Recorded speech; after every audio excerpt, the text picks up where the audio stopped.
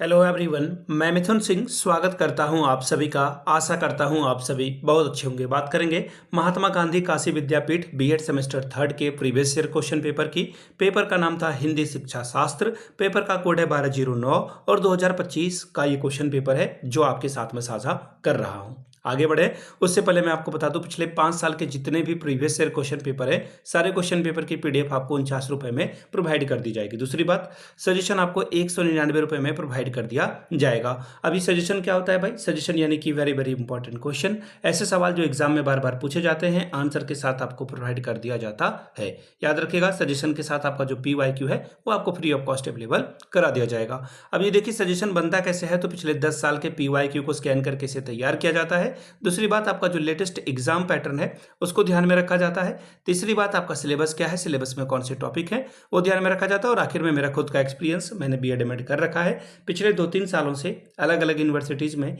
Suggestion देने का मैं काम कर रहा हूँ। बिहार हो, झारखंड, MP, UP, हरियाणा, छत्तीसगढ़, इन जगहों पर मैंने सजेशन देने का काम किया है। काफ़ी अच्छी सफलता मुझे मिली है। अगर आप भी सफलता के भागीदार बनना चाहते हैं तो यहाँ से मेरी ईमेल आईडी आप देख लें, yourmithunsingh@gmail.com पे आप मुझे मेल कर सकते हैं। इंस्टा पे अगर आप हो, डू फॉलो मी @imithunsingh।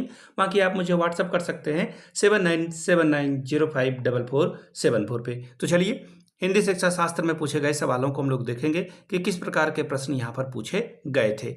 ये रहा आपका question paper, BEd semester third का ये क्वेश्चन पेपर है 2025 का। और यहाँ से आप देख पाओगे हिंदी शिक्षण यानी कि हिंदी टीचिंग का ये पेपर है। 3 घंटे का वक्त, 100 में 36 लाने से आपका काम बन जाएगा।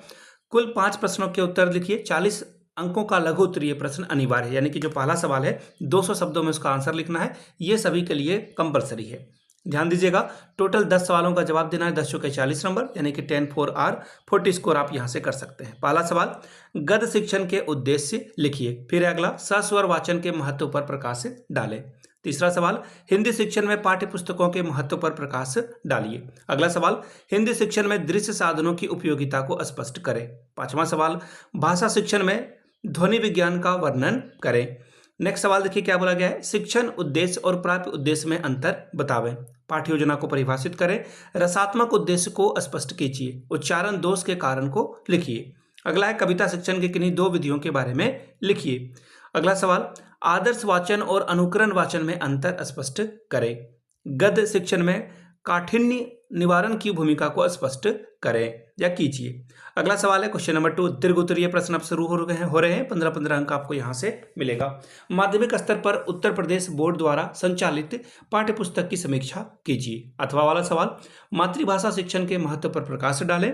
राष्ट्रीय एकता के विकास में हिंदी की भूमिका को स्पष्ट करें। इकाई 2 सवाल नंबर 4, 8वीं कक्षा हेतु 40 मिनट की गद्य पाठ्य योजना का निर्माण करें।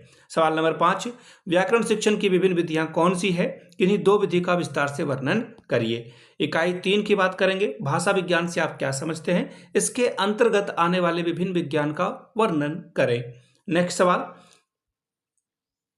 हिंदी शिक्षण के उद्देश्यों का वर्गीकरण करते हुए उनका संक्षिप्त वर्णन कीजिए। इकाई 4 सवाल नंबर 8, दृश्य श्रव्य साधनों से आप क्या समझते हैं, हिंदी शिक्षण में इसका उपयोग क्यों आवश्यक है, स्पष्ट करें। अगला सवाल क्वेश्चन नंबर 9, मूल्यांकन से आप क्या समझते हैं, हिंदी शिक्षण में मूल्यांकन की नवीन प्रविधियों का वर्णन करें। 15 नंबर ये आपको देकर जाता। तो ये था आपका हिंदी शिक्षण का पेपर। अगर आपको पिछले 5 साल का PYQ चाहिए तो ये आपको 49 में और सजेशन आपको 199 में प्रोवाइड कर दिया जाएगा। यहाँ से मेरी ईमेल आईडी आप देख लें, yourmithunsingh@gmail.com पे आप मुझे मेल कर सकते हैं। इंस्टा पे अगर आप हो, डू फॉलो मी @imithunsingh। बाकी आप मुझे व्हाट्सअप कर सकते हैं 7979054474 पे। वीडियो को आपने यहाँ तक देखा, प्यार दिया, इसके लिए आप सभी का बहुत बहुत शुक्रिया। Have a good day.